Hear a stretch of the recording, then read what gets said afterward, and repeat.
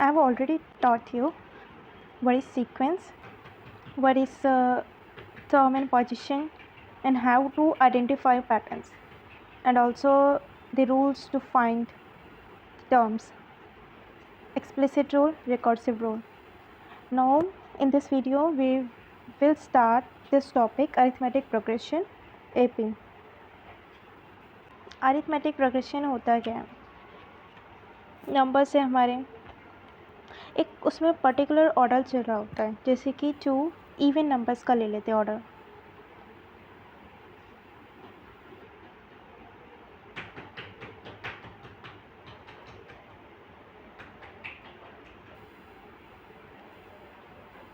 जैसे मैंने even numbers का ऑर्डर ले लिया 2, 4, 6, 8, 10, एक पर्टिकुलर ऑर्डर चल रहा है।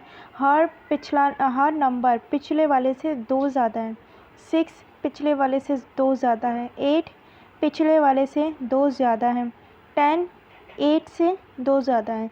तो यहाँ एक पर्टिकुलर ऑर्डर चल रहा है।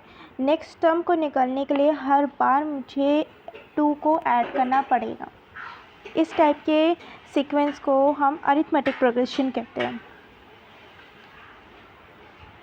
A sequence is an order list of numbers that may follow particular rule। यहाँ पे सिर्फ सीक्वेंस के बारे में बताया है कि सीक्वेंस क्या है, ऑर्डर लिस्ट है of numbers that may follow a particular rule, may follow a particular rule or may not.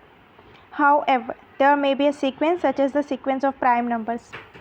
may follow, कुछ फॉलो करते हैं रूल और कुछ नहीं करते, जैसे कि प्राइम नंबर्स का सीक्वेंस हो गया, वो कोई ऑर्डर फॉलो नहीं करते। 1 आ गया, 3 आ गया, 5 आ गया, 7 आ गया, 11 है, फिर उसके बाद 17 है। कोई पर्टिकुलर ऑर्डर नहीं है, कॉमन रेशियो नहीं है, कॉमन डिफरेंस नहीं है।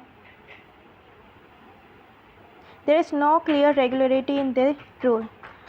In this section we explore a special kind of sequence called an arithmetic progression। अब जैसे कि ये वाला पैटर्न हम देखें, इस पैटर्न में क्या हो रहा है, फर्स्ट जो टर्म है मेरी, जो फर्स्ट टर्म है उसमें सिंगल एक स्क्वायर है। सेकेंड स्टेज में 1 2 3 4 5 स्क्वायर है। कितने ऐड हो गए हैं? 1 2 3 4 4 ऐड हो चुके हैं, 4 ऐड हो चुके हैं। और आगे चले गए तो ये तो पहला वाला ही था, उसमें 4 और ऐड हो गए हैं। तो अब कितने हो गए? 1 2 3 4 5 6 7 8 9 9 हो गए। इस वाले में इतना हिस्सा पहले का है, उसमें 4 और ऐड हो गए हैं। तो अब कितने हो गए? 10 11 12 10 11 12 13 13। तो कैसे चला? 1 1 5 9 देन 13। तो क्या होता जा रहा है यहाँ पे? 4 4 इंक्रीज़ होता जा रहा है। If we count the number of tiny squares at each stage, we get a sequence 1 5 9 13। इस तरीके का सीक्वेंस हमें मिला। तो क्या अब आगे की स्टेज के आप नंबर्स गैस कर सकते हो, प्रिडिक्ट कर सकते हो? फिफ्थ स्टेज में कितने होंगे? फिफ्थ स्टेज में ऑफ कोर्स 4 और ऐड हो जाएंगे, 17 हो जाएंगे। फिर स्टेज 6 में और 4 ऐड होके 21 हो जाएंगे। ऐसे ही आगे आगे आगे बढ़ते चले जाएंगे। अब स्टेज 100 निकालना हो मुझे, स्टेज 100, तो इसके लिए तो मेरे को एक स्टेज को फाइंड करना पड़ेगा, उसके बाद ही मैं स्टेज 100 निकाल सकती हूँ या स्टेज 20 निकाल सकती हूँ। तो यहाँ पे सबसे पहले तो हमने पैटर्न ऑब्जर्व किया। इस पैटर्न में हो क्या रहा है? 4 स्क्वायर्स हमारे ऐड होते जा रहे हैं। पहले 1, फिर 1 + 4, फिर पहले वाले 1 + 4 में एक 4 और, फिर पहले वाले 1 + 4 + 4 में एक और 4, और इसी तरीके से ये पैटर्न चलता जाएगा। दिस में भी रिटर्न एज 1 1 + 1 × 4, क्योंकि यहाँ सिंगल एक 4 था। फिर दूसरे वाले में 2 4, तीसरे वाले में 3 4। देखो ध्यान से इस पैटर्न में, इस वाले में आपके सिंगल एक 4 है, इसमें 2 4 हो गए, इसमें 3 4 हो गए। तो हमने डायरेक्ट रिपीटेटिव एडिशन की जगह मल्टीप्लिकेशन का यूज़ करा। 1 × 4, 2 × 4, 3 × 4।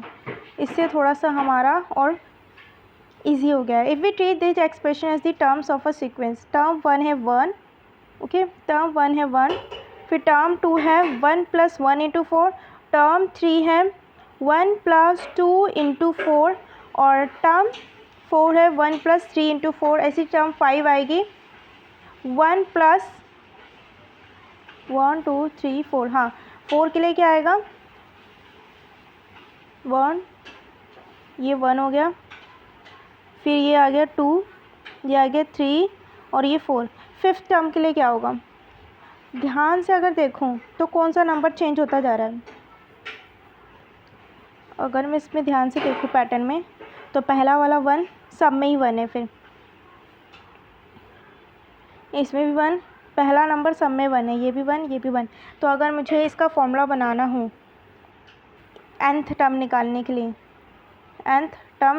लिए, तो मैं 1 तो लिखूँगी ही, प्लस फर्स्ट टर्म में आपका 0 × 4 था, इसलिए शो नहीं हो रहा, मतलब 1 + 0 × 4, तो ये हो गया 0, 1 + 0 = 1। दूसरे में 1 हो गया, तीसरे में 2 हो गया, चौथे में 3 हो गया। तो जितने जितने आपके टर्म्स बढ़ते जा रहे हैं उससे एक कम आपका यहाँ पे नंबर आ रहा है। तो यहाँ पे डायरेक्ट हम लिख सकते हैं, अगर मेरा n होगा मतलब 4 5 6 जो भी होगा उससे एक कम हम लेंगे, ठीक है। और मल्टीप्लाई किससे करेंगे,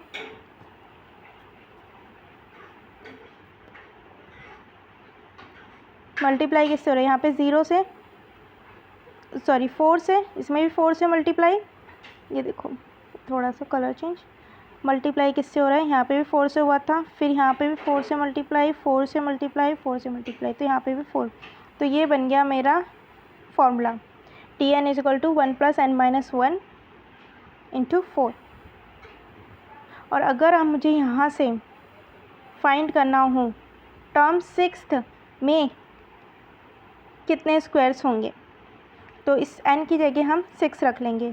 T6 फाइंड करना है, तो 1 + 6 - 1 × 4, 6 - 1 क्या होगा 5 हो जाएगा, 5 × 4 क्या होगा 20 हो जाएगा, और 20 + 1 क्या होगा 21, मतलब 6 टर्म पे हमारी 21 स्क्वायर्स होंगे। इसी टाइप से हम आगे के सीक्वेंस निकाल सकते हैं terms. Such sequences in which difference between consecutive terms is constant, मतलब दो कॉन्जिक्यूटिव टर्म्स के बीच का जो डिफरेंस हमारा आता है वो कांस्टेंट रहता है। इस टाइप के सीक्वेंसेस को अरिथमेटिक प्रोग्रेशंस कहा जाता है। नोट दैट इन द, अब इसमें जो ये था ये मेरा 1, अगर ध्यान से सीक्वेंस को देखूं तो 1 क्या था मेरा फर्स्ट टर्म, और फर्स्ट टर्म को हम AP में A से डिनोट करते हैं, ये होता है हमारा फर्स्ट टर्म।